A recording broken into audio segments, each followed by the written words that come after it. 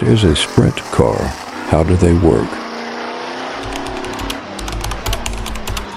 These daring souls were the darlings of motorsports youth, a time when anything could happen. And the only thing that was really important was going faster. Well, times change and these cars change, and so do people.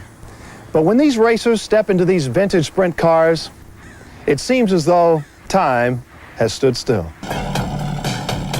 It was a time that seemed so long ago, before racing got high-tech and high-priced, when just a few $1,000s could put you on the fast track.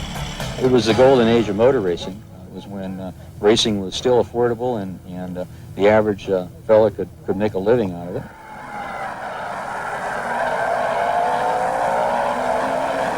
A.J. Foyt, Ornelli Jones, and Roger Ward were just a few of the drivers starting careers in the cockpit of a midget or sprint car. Those powerful little machines that were the first race cars to run on nitromethane. And from the 30s to the 50s, they kept race fans glued to their seats. It's a thrill they've never kept. Dickie Ferguson agrees. I quit in 1950. Came out here and they put me in one of the cars, and that was it. Anybody that doesn't get a charge in one of these things has got to be dead.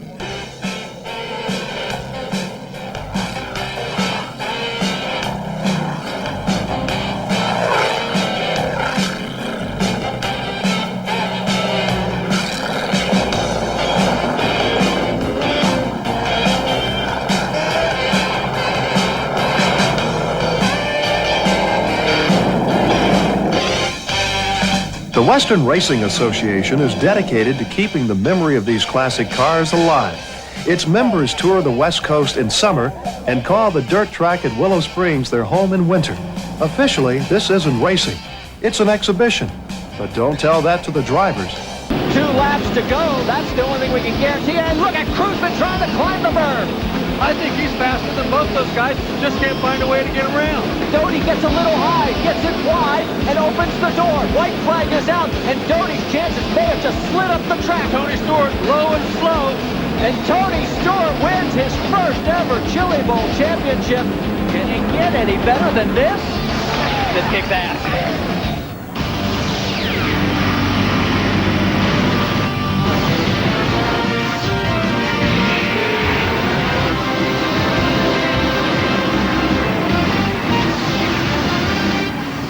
ESPN, the worldwide leader in sports, presents Speed World today from the Expo Center in Tulsa, Oklahoma.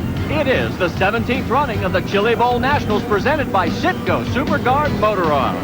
Hello again, everybody. I'm Marty Reed alongside Larry Rice. We don't know if it can actually get any better than last year, but it sure did get bigger. 209 entries. Yes, and look at all the former winners that are here. I mean, Tony Stewart is back. Sammy Swindell is back. You've got a whole list of people that are the who's who of auto racing back here today. That's the list of past champions here at the Chili Bowl. Let's show you the list of guys who are running this year that have won championships. All of these guys that won a championship somewhere in the United States. They're all great race car drivers, and they all are doing great just to be in the main event here.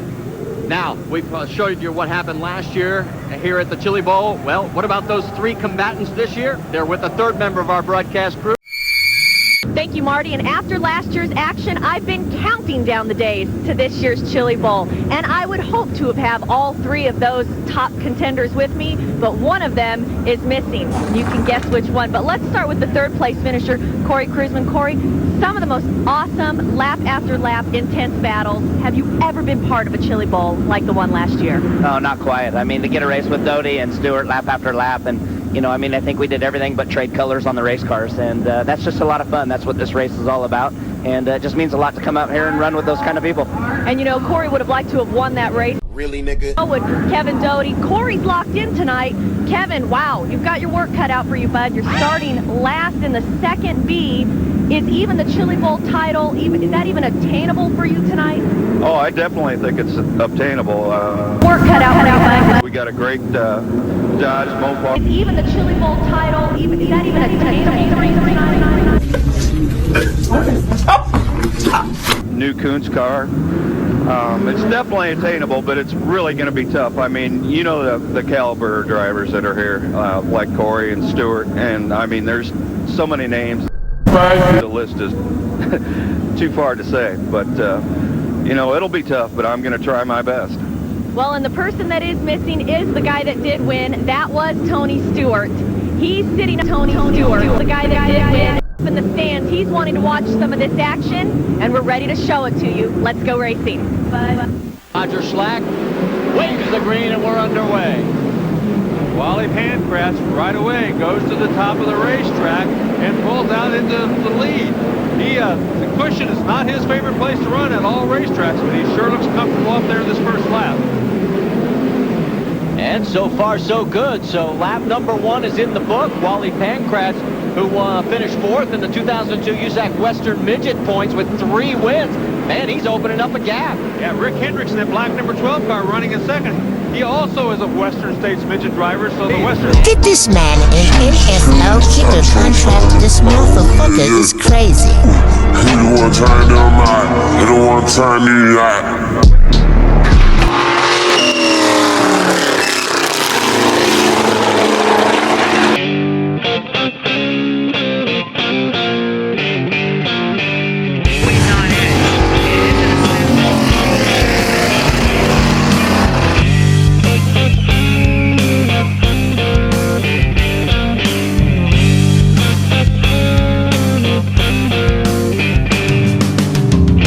Although the future demands change, sometimes man remains the same.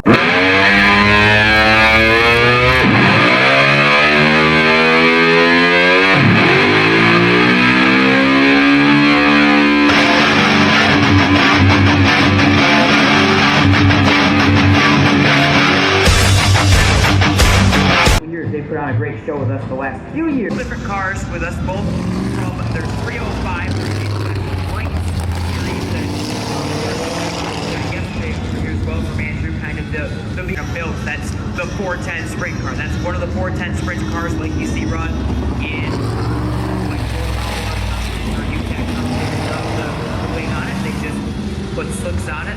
As you said earlier, they're turning left, Nate. They're not turning right. You see the 23 going by, he's already starting to get on it. And actually, it's the roar, and also don't forget the burn. These are a lot of the Indy cars, for example, vintage Indy cars that we have with us this weekend are as well. So on the screen, that's Charlie Bauer in the 23. That's a Midwest Lights car. He is a young man based out of Let's see the 410 series have wrapped up. Have one round remaining at Sandusky Speedway coming up in the middle of October. So some of these guys, Adam built his 410 car, has wrapped up the season. Adam and Josh Sexton in the 51 from Ohio. And then, of course, Charlie will be talking about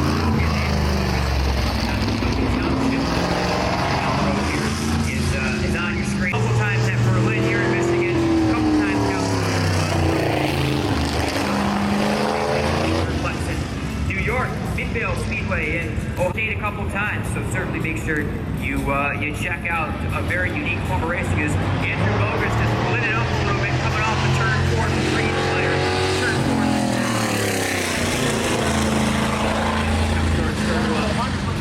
About 400 horsepower versus the 900 in big cars.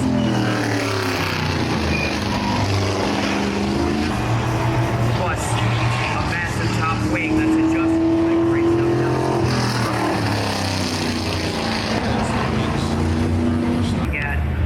Those mechanics are mostly the same. It's mostly the engine and some of the geometry points that are different, but it's the main difference is just the power plant. So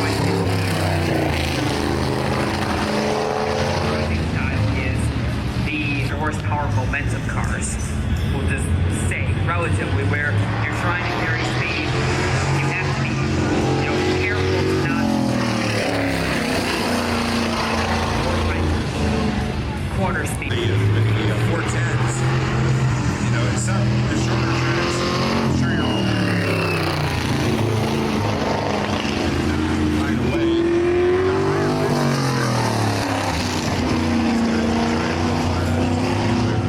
I have to take the haircut.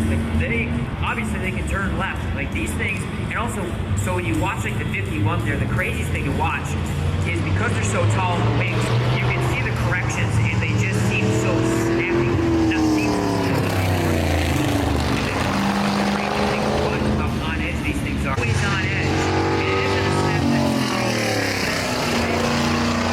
they step over that line a little bit too much. Not all kids. These guys. The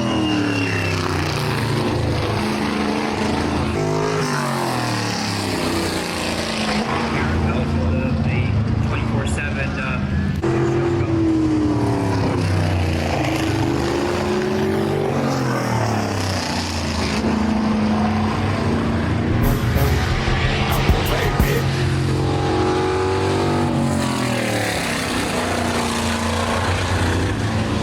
their way towards this hairpin. We were talking to Paul Zlotov, the owner here at Concourse this morning as well. And Randy, one thing he was saying that they like about this racetrack is it can work.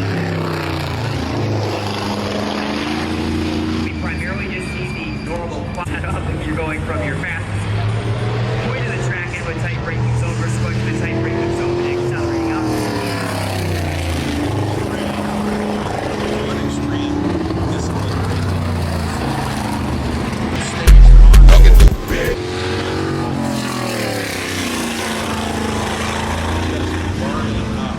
Into the 51 is one spot back at Charlie in fifth, so all in the top 5 of points right now in a pretty heated Midwest Light competition. All the way down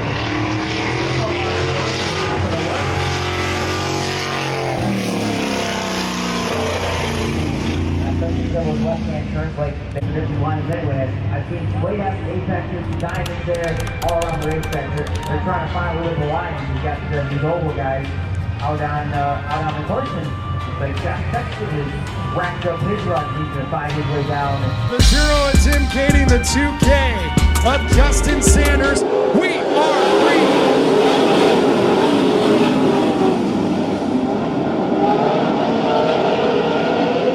Tim Kading gets first call down the back straightaway, but we'll see if he can keep that, and he will. He'll lead lap number 1.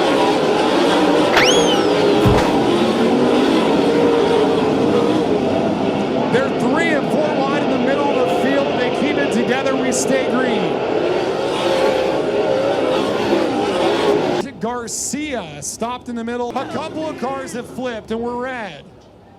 Oh, we have a couple of them that went over back there. One of them with the crumpled wing on the right is the 2K. No, it's, yeah, it should be the, I'm not sure. Cars flipped over and it's dark back there.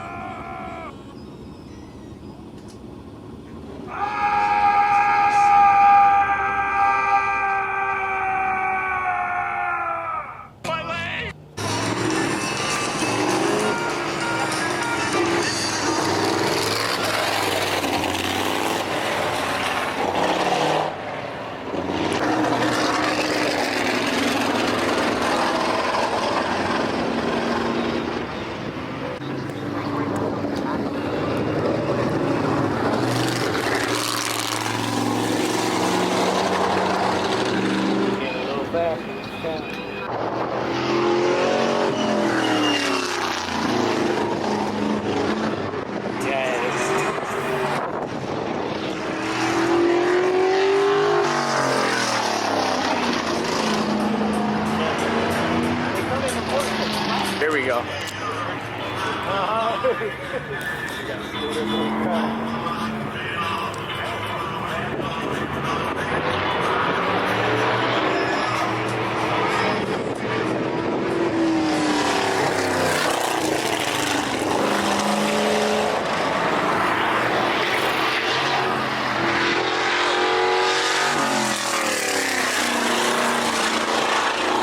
I got it.